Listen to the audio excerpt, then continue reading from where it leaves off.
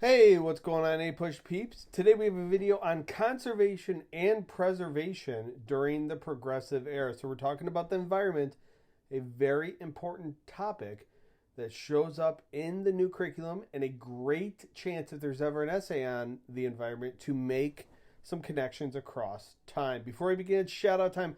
I have to give two shout outs to two very, very important classes that I appreciate their support so much. We got Mr. Burns' class in Warwick, New York. I had a teacher, Mr. Burns, in high school, but I'm not from Warwick. And Mr. Moe's class in Hilton Head, South Carolina. I've never been to Hilton Head, but I've been to nearby Kiowa Island in South Carolina. Beautiful weather down there. Thank you all for the support. I appreciate it. Best of luck to you this year. Background info for this topic. What is conservation? Well, it's advocating the proper use of natural resources. An example, I'm going to give you two examples of people that fall into this category. We got Teddy Roosevelt, and we have Gifford Pinchot, who is Roosevelt's chief forester and mustache connoisseur. And you can see the two of them here together, chilling on a boat, probably talking about the environment. Now, preservation is advocating the protection of nature and land from humans. So you're protecting nature from humans. Think of dudes like this guy with the sweet beard, John Muir, in the Sierra Club. Okay, so what are some similarities between the two groups? Well, both conservationists and preservationists, they advocated establishing national parks. They wanted the government to put land aside and recognize them as national parks. The first national park is Yellowstone in 1872. This was the first federally created national park. And apparently, you could just like be eating lunch one day and bears will come up and eat lunch with you at a table or your car. Yeah, that's completely normal. I would be freaked out.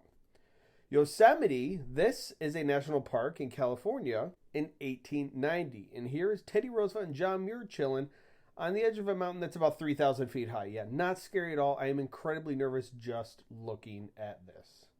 And here is a tree in Yosemite that you could walk through or potentially even drive your car through. Look at the size of that tree, huh? That's magnificent. Okay, so now that we've established these similarities, let's talk about differences. Well, conservationists support using nature. They do support human interactions with nature. Look no further than Teddy Roosevelt here with his gun. He was an active outdoorsman. He believed in hunting. He believed in chilling at parks. When he was vice president, received the news that President McKinley was very sick and about to die, he was chilling out in the Adirondack Mountains. Or was it the Appalachian? One of the two. In New York State. And he was just like having a good time, living it up out there when he got the news.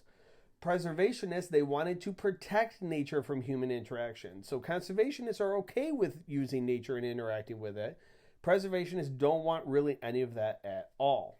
Now, an example that shows the debates between these two groups is the Hetchy controversy. Hetchy is an area of land in Yosemite National Park. San Francisco in California, about 167 miles away, you'll see in a few minutes, they sought a stable water supply. So they proposed to build a dam in this Hetchy area of Yosemite, and then, get some fancy aqueducts. Next thing you know, they got water coming to San Francisco. Well, John Muir, again, the Sierra Club founder and preservationist, he greatly opposed the dam. He was outspoken against it. Because he's a preservationist, he did not want the land to be touched at all. However, Pinchot, and then ultimately Roosevelt, because Roosevelt appointed Pinchot to decide this, he approved the construction of the dam. And he essentially said something along the lines of, the needs of the people outrank preservation. So these cities, the city of San Francisco, this city that is burgeoning and becoming very powerful out west, very big, they need water. And that dam that would help defer water to them was acceptable according to him. Fun fact today, 85% of water usage in San Francisco comes from Hetchy, 167 miles away. So over 100 years later, this Hetchy controversy, the outcomes from it are still affecting us today. Now it's time to finish up with some test tips for multiple choice and short answer. You can see a short answer question like comparing and contrasting preservation and conservatism. Perhaps you could see an excerpt about Hetchy and the debates over preservation and conservation. Long essay in DBQ. This could be part of an essay in the Progressive Era, as this is happening during that time, especially when you think of Teddy Roosevelt, you think of the Progressive Era. Or a great potential synthesis point could be connecting this time to an environmental movement in the 1960s or 1970s essay. So if you see an essay post-World War II on the environmental movement, connect it back to, kind of the early years of the environmental movement with conservation and preservation. Thank you guys so much for watching. I hope this video was helpful. Best of luck this year in all your exams. Hope to see you back for more videos, and have a good day.